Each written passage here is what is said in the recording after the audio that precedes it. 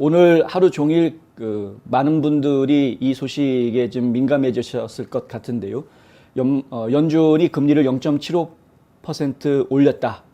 뭐 예고돼 있던 내용입니다. 이미 저희가 이런 일이 있을 것이다. 어쩌면 1%로 올릴지도 모른다. 이런 보도를 해드린 적이 있었죠. 어떻게 보면 다행입니다. 1%까지 올리지는 않았으니까. 1%를 올렸다 그러면은 정말 여러 가지 이야기들이 나올 뻔했습니다만은 0.75%로 최종 결정이 된 것은 그나마 전망한 대로 일이 진행이 되고 있다. 예측 가능한 형태로 지금 일이 진행이 되고 있다라는 모습을 보여준 것이어서 오히려 지금 시장에서는 주식시장 같은 경우에는 굉장히 안정적으로 미래를 지금 예측할 수 있기 때문에 주가들이 지금 다 올라가는 그런 모습들을 좀 보여주고 있고요. 또 이제 주가가 올라가니까 반대로 국채 이자의 수익률은 좀 떨어지는 그런 모습들을 좀 보여주고 있습니다. 이것은 이제 경기가 좋아진다 안 좋아진다 이런 문제를 떠나서 기본적으로 시장의 미래를 우리가 예측할 수 있느냐 없느냐, 확실성 불확실성의 이야기이기 때문에 그런 현상들이 나오는 것이고요. 중요한 것은 이제 연준에서 0.75%를 올렸는데 이게 이제 흔히 이야기하는 자이언트 스텝을 2번이나 한 겁니다. 지난달에도 0.75 올렸는데 요번에 또 0.75. 이런 경우가 없었습니다. 앞으로 얼마나 더 올릴 것인가에 대해서 촉각을 곤두세울 수밖에 없는데 제롬 파웰 의장은 오늘 이 기자회견을 갖고 여러 가지 이야기들을 내놨습니다. 일단은 이렇게 이야기합니다. 미국이 경제 침체에 빠진 것으로 생각하지 않는다. 경기 침체 아니다 라고 이야기를 일단은 했고요. 그리고 올해 상반기에 270만 명이 고용이 됐는데 경제가 불황에 빠질 것이라는 것은 말이 안 된다. 이런 이야기를 합니다. 이게 지금 고용지수를 보면은 그럼 도대체가 이렇게 많은 사람들이 일자리에 나오고 있고 실업률은 지금 거의 최저 수준에 있는데 어떻게 이것이 경제가 불황이냐 이렇게 지금 이해하고 있는 것이고요. 일반적으로 GDP 수치가 이제 6개월 이상 마이너스 성장을 하게 되면은 그건 이제 경제가 불황으로 가는 것이다. 경기 침체다. 이렇게 지금 정의하고 있었는데 근데 이제 백악관에서는 새로운 정리를 내리려고 막 애를 쓰는 걸핏하면 단어의 뜻을 바꾸려고 하는 게 이제 백악관 급진 좌파들의 성향이기 때문에 자기네 뜻에 맞추어서 단어의 뜻도 막 바꿔버리려고 하는. 근데 오늘 제롬 파웰도 비슷한 얘기를 했습니다. 무슨 얘기냐면 내일 아침에 이제 2분기 GDP 실적에 대한 보고가 발표가 되는데 아직 그 보고서 보지 못했다라고 일단은 이야기를 하고요.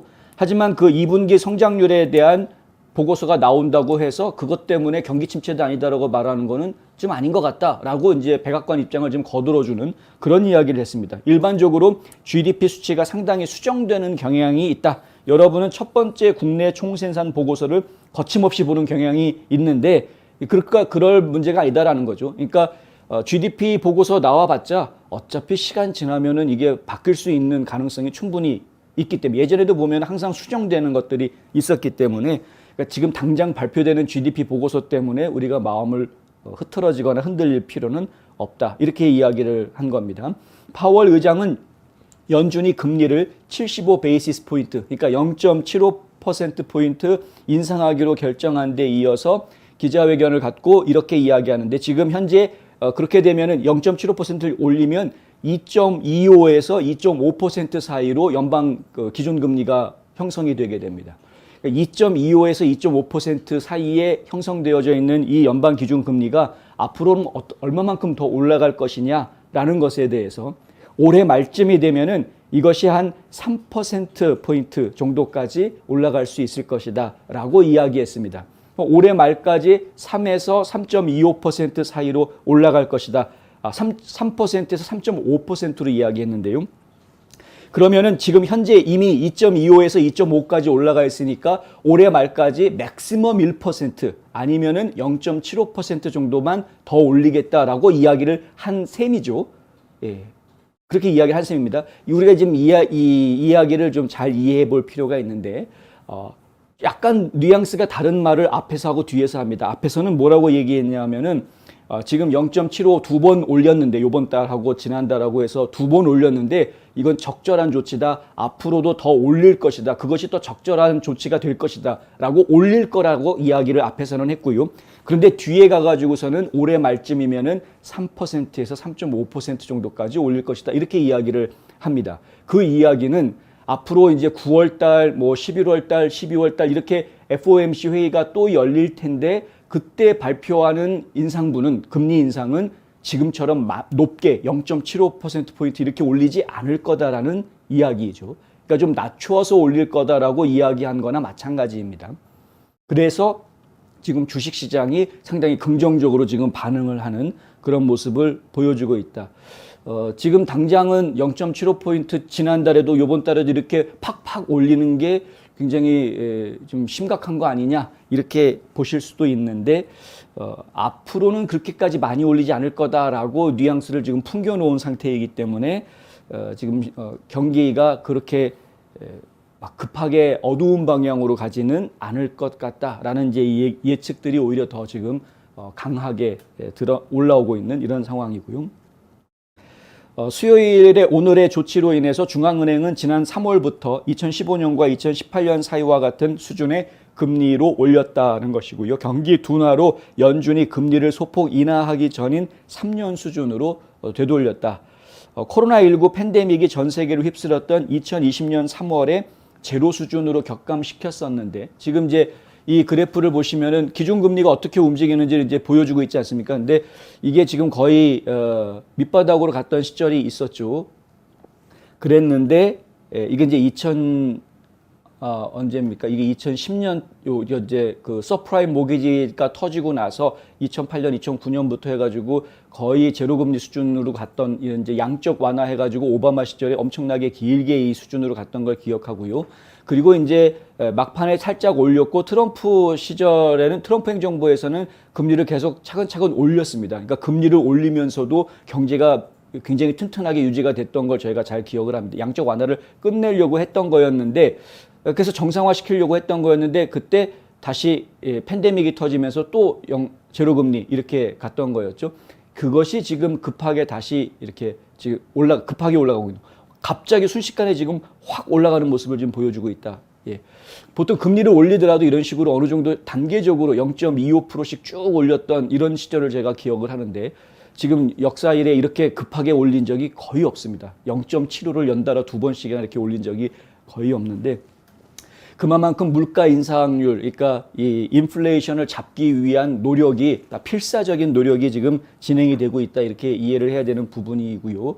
하지만은 이것이 예고된 상황에서 진행이 되고 있는 것이고 노동시장이 아직까지는 수치상으로는 튼튼하게 나오고 있기 때문에 물론 이걸 저희가 GDP가 떨어지고 있는 모습하고 대비하면은 노동시장이 과연 튼튼한 것이냐라는 의혹을 제기할 수 있다라는 설명을 어제 저희가 드렸습니다만은 그럼에도 불구하고 연준은 지금 노동시장을 상당히 튼튼한 것으로 이해하고 있고 그렇다 보니까 그것을 빗대어서 본격적으로 금리를 올려도 시장이 그렇게 크게 타격받지 않을 것이다라는 지금 생각을 굳건히 가지고 있는 모습을 저희가 좀 보고 있습니다.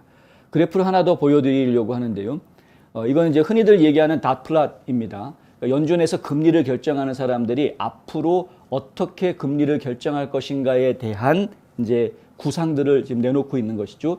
근데 지금 2022년도에는 지금 대충 여기 보면은 3%에서 3.5% 사이에 지금 여기 보면 대략 3.25%를 약간 넘어가는 쪽으로 3.25%보다는 조금 더 많은 쪽으로 3.25에서 3.5 사이 여기에 지금 가장 많은 점들이 모여 있는 걸 보실 수가 있죠. 그러니까 3.25에서 3.5 사이로 지금 맞추겠다라는 이야기입니다. 이 이야기는 앞으로 지금부터 7월부터 시작해서 앞으로 연말까지 1%포인트 기준금리를 더 올리겠다라는 이야기입니다. 이쪽으로 갈 것 같습니다. 지금 이제 점들이 이쪽에 모여 있는 거로 봐서는. 내년에는 떨어지는 게 아니고요.